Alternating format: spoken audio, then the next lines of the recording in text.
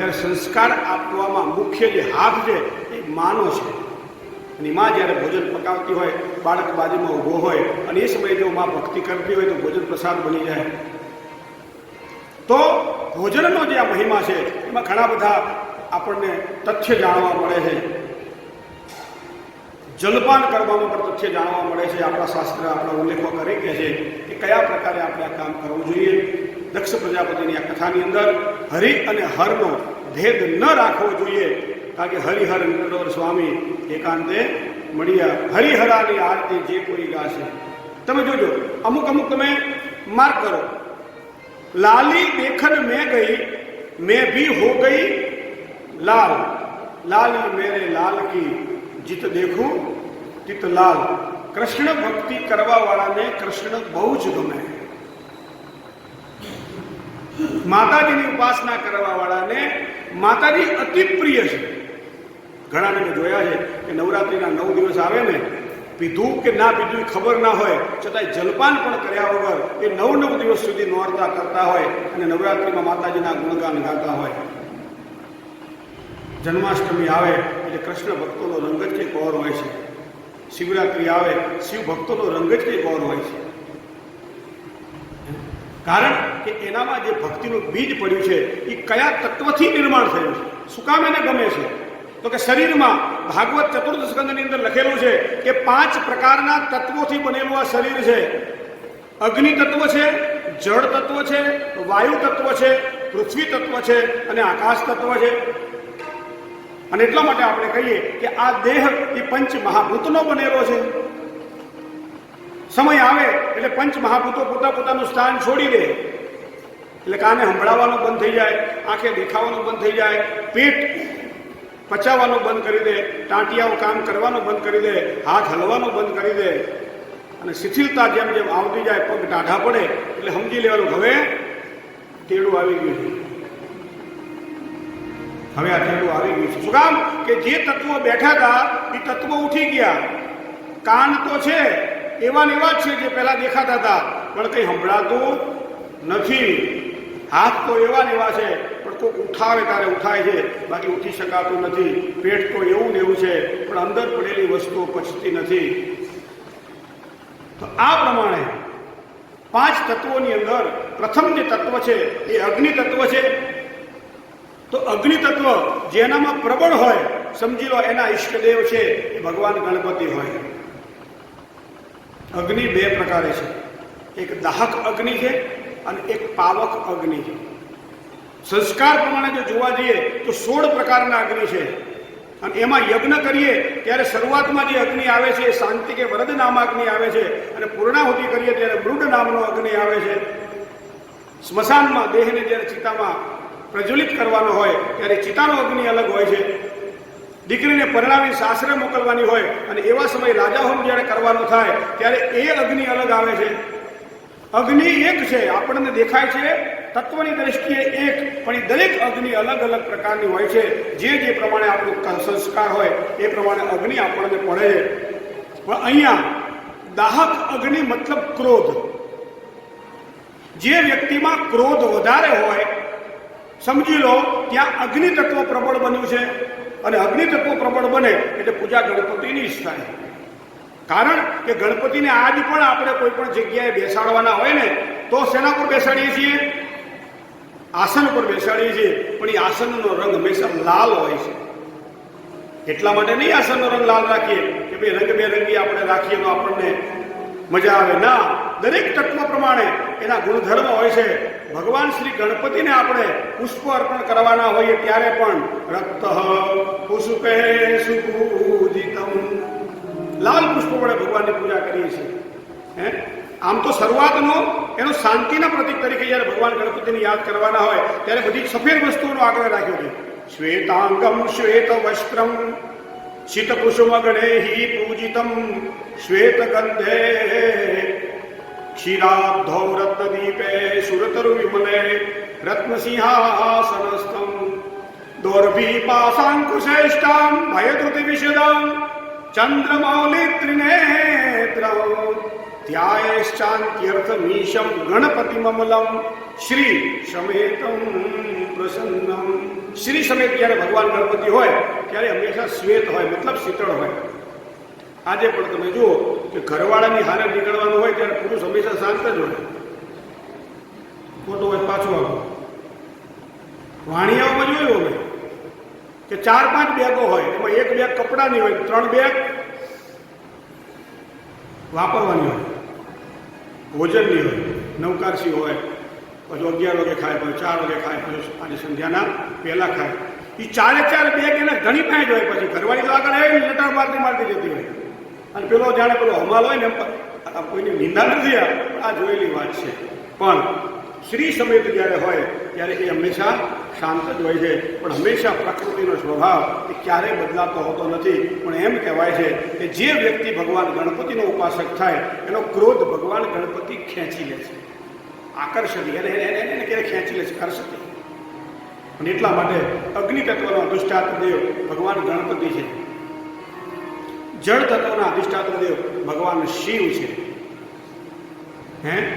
ભગવાન ભુવન ભાસ્કર છે, એને નમસ્કાર કરીએ તો પ્રસન્ન થાય, એવો એક શ્લોક છે. ભગવાન ભુવન ભાસ્કરને અર્ઘ્ય આપીને નમસ્કાર કરીએ તો પ્રસન્ન થાય. અને જલધારા શિવપ્રિય ભગવાન શિવને જળની ધારા આપો. એક પત્રમ એક પુષ્પમ એક લોટા જલ કી ધાર દયાલુ રુજકે દેત હૈ ચંદ્ર મૌલી ફલોચાર. એને ખાલી જળ અર્પણ કરો તો પણ ભગવાન ભોળોનાથ પ્રસન્ન થાય. આ બધા વસ્તુઓ બધું સમજાવવા પણ એમાં અમારું નામ આવ્યું છે કે બ્રાહ્મણને મોદક આપવામાં પ્રસન્ન થાય. મોદકનો સામાન્ય અર્થ આપણે લાડવા એવો કાઢ્યો, જેમાં ગોળ હોય, જેમાં ઘઉં હોય અને જેમાં ઘી હોય. પણ એની બનાવવાની પ્રક્રિયા તમે જોઈ, લાડવાને બનાવવાની પ્રક્રિયા તમે જોઈ. એ બધું ભેગું કરીને એમ નથી બનતું. પહેલાં એ લોટને બરાબર જે કરકરો લોટ હોય એના મુઠિયા વાળવા પડે. મુઠિયા વાળ્યા પછી એને ઘીમાં તળાય. ઘીનો એને એની ઉપર એક કોટેડ આવે, ઘીનું કોટેડ થાય. અને પછી એને બરાબર ખંડાય પછી ગોળ લેવાય અને ગોળને એની અંદર ઉમેરાય. ત્યારબાદ થોડું ઘી નખાય, પછી એને બરાબર મિક્સ થાય અને પછી એને તળાય. પછી એ તળેલું પેલું જે પાણી પીવું એ પછી એની અંદર નાખીએ, બરાબર. અને પછી 2 હાથથી જોડાય, 1 હાથથી વડે એની લાડવો પધારો. અને પાછું એની ઉપર આ બધું પચે ના પચે તો પાછું એક ઉપર એક બીજું કોટેડ આવે, એને શું કહીએ આપણે? સફેદ આવે ને, ખસ. એટલે મતલબ ડાયાબિટીસ ખસ, બીપી ખસ, કોલેસ્ટ્રોલ ખસ. અને એટલા માટે ભગવાન ગણપતિને મોદક પ્રિય મોદક મંગલદાતા વિદ્યાવા. આ બધા ગણપતિના ગુણ બ્રાહ્મણોમાં આવે. કદાચ મને લાગે બ્રાહ્મણોના પેટ એટલા માટે મોટા થઈ જતા હશે. જે મોદકનો શબ્દનો અર્થ જો જોવા જઈએ ને તો એ આનંદ થાય છે. બ્રાહ્મણને ભોજનમાં મોદકનો પ્રસાદ તો આપવો જ જોઈએ, પણ સાથે સાથે બ્રાહ્મણને એનો ભક્ત, એનો યજમાન, એનો સેવક કાયમ પ્રસન્ન રહે એવો જ એ ઈચ્છતો હોય છે. માટે એને મોદક કહેતા આનંદ કહેવામાં આવે છે. એ જલધારા શિવપ્રિય ભગવાન શિવને જળની ધારા બહુ પ્રિય છે. ભગવાન વિષ્ણુને તુલસી ગમે છે. આમ તત્વ પ્રમાણે ભગવાનની પૂજા થાય છે. એવું ચતુર્થ સ્કંદની અંદર કથા કરવામાં આવેલી છે. ચતુર્થ સ્કંદની પૂર્ણાહુતિની અંદર એક કથા એવી આવે છે, ગઈકાલે કહ્યું હતું મેં કે ચતુર્થ સ્કંદની અંદર, પંચમ સ્કંદની અંદર પ્રિયવ્રતની કથા આવે, ચતુર્થ સ્કંદની અંદર ઉત્તાનપાદની કથા આવે. આ પ્રિયવ્રત અને ઉત્તાનપાદ નામના 2 દીકરાઓ. તો ઉત્તાનપાદની કથાની અંદર મૈત્રી મુનિ કહે છે વિદુરજી મહારાજને, સુખદેવજી મહારાજ કહે છે પરીક્ષિત રાજાને, સુતજી મહારાજ કહે છે સૌનકાદી ઋષિઓને કે ભાગવતની આ કથાને આગળ તમે જુઓ. મનુ મહારાજની જે 3 કન્યાઓના જે વંશનું વર્ણન કરવામાં આવ્યું. મનુ મહારાજને 2 પુત્ર થયા, એક પ્રિયવ્રત અને ઉત્તાનપાદ. પ્રિયવ્રત રાજાની કથા પંચમ સ્કંદમાં છે. ઉત્તાનપાદની કથા 4થા સ્કંદમાં આપવામાં આવેલી છે. ઉત્તાનપાદને કેટલી રાણીઓ? હવે તો કથા બધાએ સાંભળી આપણું મોઢે થઈ ગયેલું હોય. મને ખબર છે કે સુરુચિ અને સુનિધિ બધાયના બે રાણીઓ જ હોય. ઉત્તાનપાદની વાત નથી. ઉત્તાનપાદી આપણે જ છીએ. શું કામ? કે જીવ માત્ર ઉત્તાનપાદ છે. માતાના પેટમાં રહેલો જીવ ઉત્તાનપાદ જ છે. કારણ કે જ્યારે જન્મે ને ત્યારે માથું પહેલા બહાર આવે અને પગ પછી બહાર આવે. મતલબ જીવ માત્ર ઉત્તાનપાદ છે. અને જીવ માત્રને બે રાણી, મનુષ્ય માત્રને વાલી કોણ લાગે? અહીંથી રાજુભાઈ તમને બપોરે એમ કહેશે કે આજે હરકી પીઢી સ્નાન કરવા જવું છે, કારણ કે આજે શીતળા સાતમ છે, તો ચાલો બધાએ ચાલતા હરકી પીઢી જઈએ. તો કોણ તૈયાર થાય? રાજુભાઈ કરવા જેવો ધંધો કરો. આ બધા જે હાથ ઊંચા કર્યા ને એ સુનીતિ. ના રે ના, ઘરે આવીને થાકીને ઢેર થઈ જવાય, પછી બીજા જણા કથામાં ધ્યાન રહે નહીં, માંદા પડી જવાય. આ સુરુચિ, રુચિ પ્રમાણે જે ચાલે એ સુરુચિ, અને નીતિ પ્રમાણે જે ચાલે એ સુનીતિ. એ તો હરિશ્ચંદ્ર રાજા હતા. છેક સુધી પોતાના દીકરાને મરતો જોવે, પત્ની કાલાવાલા કરે, કગરે કે મારે લાકડા ક્યાંથી લાવવા? તો કે ના, મને કર ના આપો, મારી નીતિ હું ના ચૂકું. કર ના આપો ત્યાં સુધી ભલે મારો દીકરો રહ્યો, તો હું તો અહીંયા નોકર છું, મારાથી કેમ થાય? તો આ સુનીતિ છે. ભોજનમાં સ્વાદનું મહત્વ આ સુરુચિના કારણે વધ્યું. બાકી સુનીતિ તો ના પાડે પાછી કે આવું વધારે તીખું ખાઈશ તો એસિડિટી થશે. પણ સુરુચિ શું કહે છે? થોડું ખાવામાં વાંધો શું? રોટલી વધારે ખાઈશું, શાક કે દાળ થોડું, પણ એને ચાખવા જોઈએ. સુનીતિ છે ને એ પોતાના દીકરાને દરરોજ સવારમાં મંદિર મોકલે દર્શન કરવા માટે. સુનીતિ પોતાના દીકરાને વડીલોની પૂજા કરવા માટે રાખે. સુનીતિ પોતાના દીકરાને સાધુ અને સંતોના પાસે બેસી અને જ્ઞાન મેળવવા માટે એને રાખે. અને સુરુચિ છે ને એને પિક્ચર જોવા મોકલી દે કે 3 કલાક સુધી જે લોહી પીતો પટ્યો. સુરુચિ અને સુનીતિ અહીંયા જીવે છે. કથા ભલે વર્ષો જૂની હોય, પણ આજ પણ આ સુનીતિ અને સુરુચિ આપણા બધામાં જીવે જ છે. આપણે એમ કહીએ કે સોપારી એ લોહીને પાતળું કરે, આ સુનીતિ થઈ. પણ એનું પ્રમાણ કેટલું? કે જમ્યા પછી તમે જોજો ઘણા બધા શેઠિયાઓ, બ્રાહ્મણો, ખાસ કરી નાગર બ્રાહ્મણો જમ્યા પછી પોતે કાતરેલી સોપારી ખાય. તો આને શું કહેવાય? સુનીતિ. અને આખો દાડો મોઢામાં માવો રાખે ને એમાં ઉપાડી હોય તો આને શું કહેવાય? સુરુચિ. બહુ જ એક સરસ વાત મને એકાદ વર્ષ પહેલાં સાંભળવા મળી ગઈ. સૌરાષ્ટ્રમાં ભાષા છે ને, ભાષા એ કેવી હોય?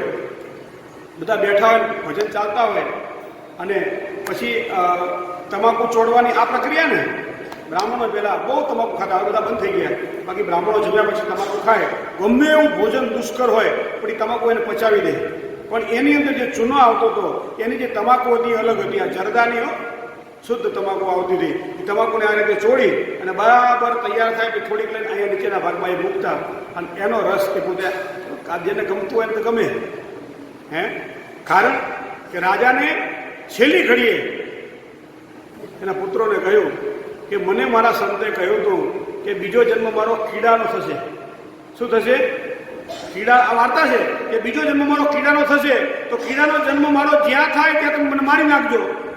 કીધું હતું ને કે કીડાનો જન્મ મારે વધારે ભોગવવો નથી, જ્યાં પણ હું જન્મ ત્યાં મને મારી નાખજો.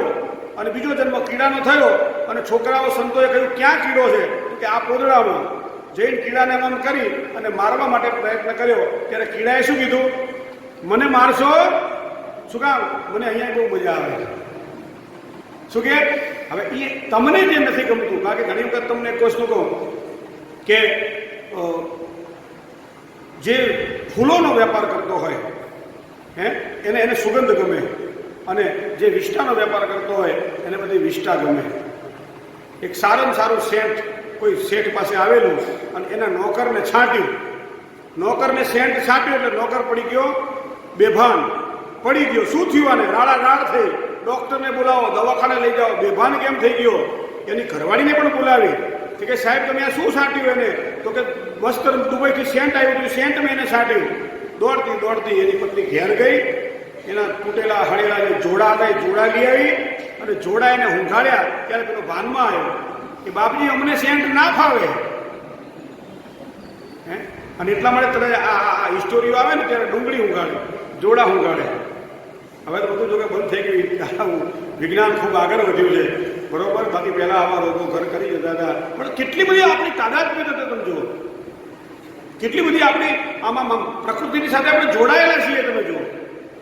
તો મનુષ્યને નીતિ ના ગમે, મનુષ્યને હંમેશા અનીતિ ગમે, અને એટલા માટે આ વાત આપણને મૂકેલી છે. ઇન્દ્રિય અને વિષયોનો સંયોગ જ્યારે થાય ને ત્યારે માણસને ક્ષણિક સુખ તો મળે, પણ એ સુખ લાંબા સમય ટકતું નથી.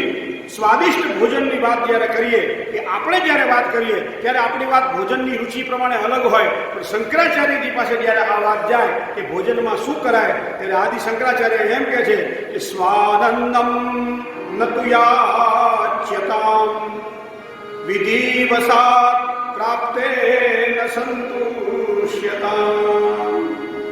કોઈ પણ જગ્યાએ માંગવા જાઓ ત્યારે સ્વાદિષ્ટ અન્નની યાચના ન કરો. સ્વાદિષ્ટ અન્નની કોઈ પણ જગ્યાએ જઈએ ને અમે, એટલે અમને પૂછે કે તમને શું ભાવે, એટલે સામાન્ય રીતે જે ભાવતું હોય આપણે કહી દઈએ, અથવા આપણી આજુબાજુ હોય ને એમને ખબર હોય કે મહારાજને આ વસ્તુ ભાવે છે, એટલે ઘર ઘડીને કહે કે મહારાજને આટલી આટલી વસ્તુઓ ભાવે છે અને એ કરાય. પણ અહીંયા શંકરાચાર્યજીને જ્યારે આ વાત કરવામાં આવે ત્યારે શંકરાચાર્યજી એમ કહે કે તમને જે ગમતી હોય એવી સ્વાદિષ્ટ વસ્તુઓ કોઈ પણ પાસેથી લેવી નહીં. તો સ્વાદિષ્ટની યાચના ન કરો, પણ દેવવસાત જે પ્રાપ્ત થાય એનો સ્વીકાર કરો. દેવવસાત પ્રાપ્ત થાય એનો સ્વીકાર કરો. અમદાવાદથી નીકળ્યા હોઈએ, કઠાડાથી નીકળ્યા હોઈએ, વઘાડાથી નીકળ્યા હોઈએ કે જુનાગઢથી નીકળ્યા હોઈએ, ત્યારે પહેલો વિચાર એ કરીએ કે ટ્રેનમાં શું ખાશું, કરીએ ને? ટ્રેનમાં શું ખાશું? માથું ખાવાનું એકબીજાનું, બીજું. પણ ઘરેથી નીકળતા પહેલા ભોજનની ચિંતા કરે. જબ માતાના થાનમાં ભગવાને ત્યારે જ દૂધ મૂક્યું હતું જ્યારે બાળકના મોઢામાં દાંત નહોતા, અને હવે દાંત આપ્યા પછી એ ચાવડા ના આપે? આપે કે ના આપે? પણ આપણને આપણા પર વિશ્વાસ છે, અને જે વ્યક્તિ પોતાના પર વિશ્વાસ રાખે એટલે એને હંમેશા ક્યાંક ને ક્યાંક ઠેબા ખાવાના આવે. ભગવાન ઉપર જે વિશ્વાસ રાખે એને ક્યારેય ઠેબા ખાવા પડતા નથી. અને ઇતિહાસ જોઈ લો તમે, શરૂઆતમાં કષ્ટ કે દુઃખ પડ્યા હશે, પણ ભગવાન જેનો ભેળો થઈ જાય, દૂર નહીં નજદીકથી નરસિંહને નિહાળતા, સાધુજનોની સંગમાં એ તો કડતાલો ખખડાવતા.